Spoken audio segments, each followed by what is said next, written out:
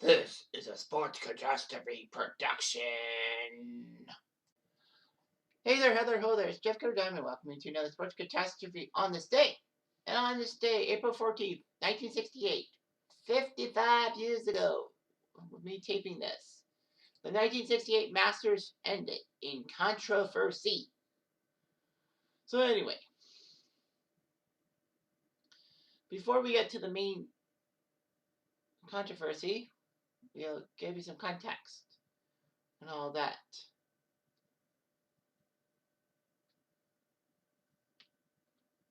So anyway,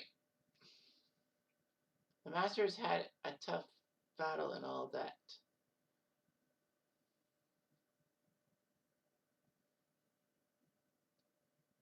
So the Masters were big thing right here.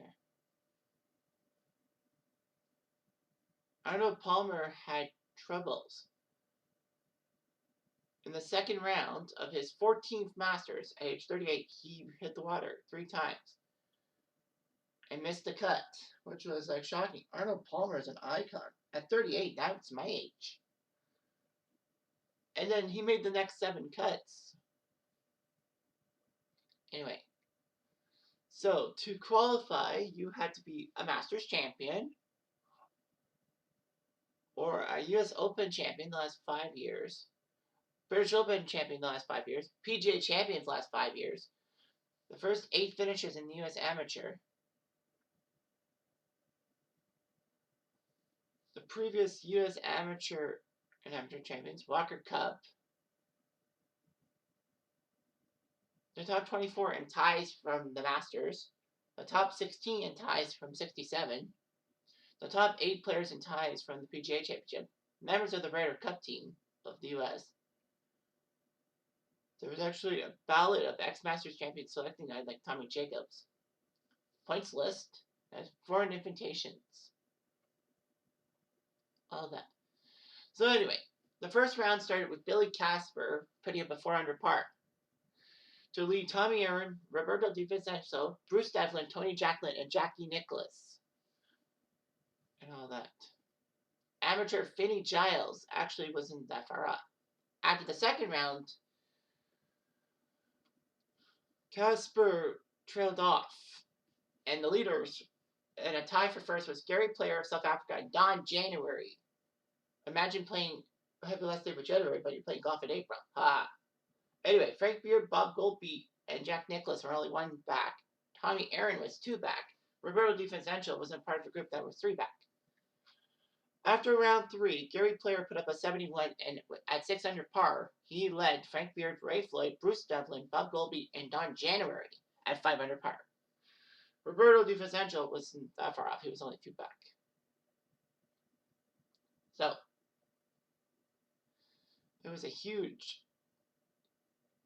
thing. It was down to the last few strokes. Tying for 7th at 6 under par ended up being Tommy Aaron, Ray Floyd, Lionel Hayward, Jerry Pittman, and Gary Player. Meanwhile, Jack Nicklaus and Frank Beard were at 7 under par, tied for 5th. Bruce Devlin of Australia finished at 8 under for 4th. Third went to Bert Yancey at 9 under par. And after a few key holes, Roberto Di Vincenzo and Bob Goalby were both at 11 under par, meaning that there would be a Monday playoff, 18 holes, which was standard at the time. Monday hole playoff. However, if you look at the board, it says Bob Goalby won the title. Did he win in the playoff? No. There was a mistake. So anyway, they were talking about Goalby and Di Vincenzo doing a playoff. If you watch the CBS video on YouTube, Pat Summerall, yes, that Pat Summerall, said that, there'll be a tie Monday and CBS will bring coverage at 5 o'clock. Looking great. Goalby and Di Vincenzo. However, Pat Summerall said we have something big that could happen. I'm not saying anything, but we could have something big. And then later on, Jonathan Winters, not related to the actor Jonathan Winters, said that, there was a problem. Saying that on 17, we thought with Roberto making a great birdie on 17, that we would have a tie for the tournament. However, we learned that the scorecard was marked down as a 4 instead of a 3. And under the rules of golf, if a score is higher than what is supposed to be there, we have to accept it as is. Therefore, Bob Goalby is the winner, and Roberto Di Vincenzo takes second place.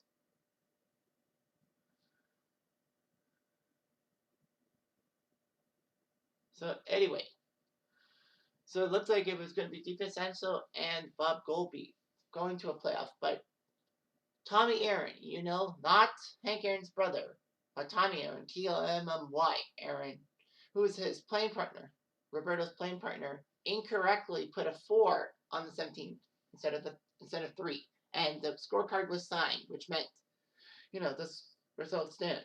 Yeah, if you have a scorecard but you scored higher than you should have scored, that score gets taken.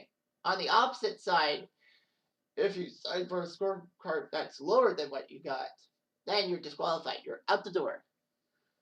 Di Vincenzo said, "What a stupid I am."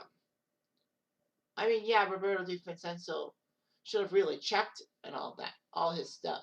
But Tommy Aaron was the guy who freaking put the 4 down in the first place. So, in a sense, it's his fault. It's just as much.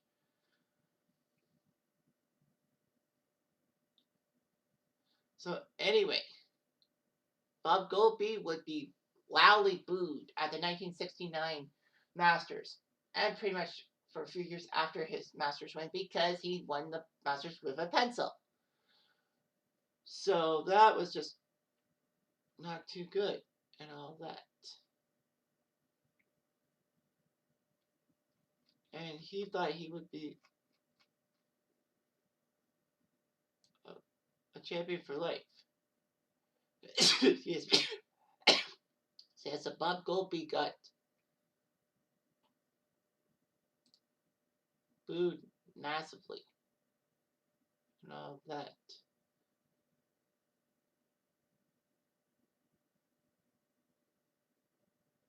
Anyway, yeah, Goalby would do some stuff. He just recently died. He died last year. But the fact of the matter was that Roberto Di Vincenzo got robbed. But the joke was on Goalby, as Di Vincenzo actually signed contracts worth $250,000. You may be thinking, oh, that's kind of a paltry sum. But remember, this is 1968. This is not 2023. So somehow, in some way, Di Vincenzo actually got more money for his mistake, quote unquote mistake, than he would have won for the Masters. So in a sense, that mistake actually helped him out financially. So whatever. But yeah, keep your scores and all that. Playing partners, you gotta do what you gotta do. Anyway, I'm Jeff Diamond, I do.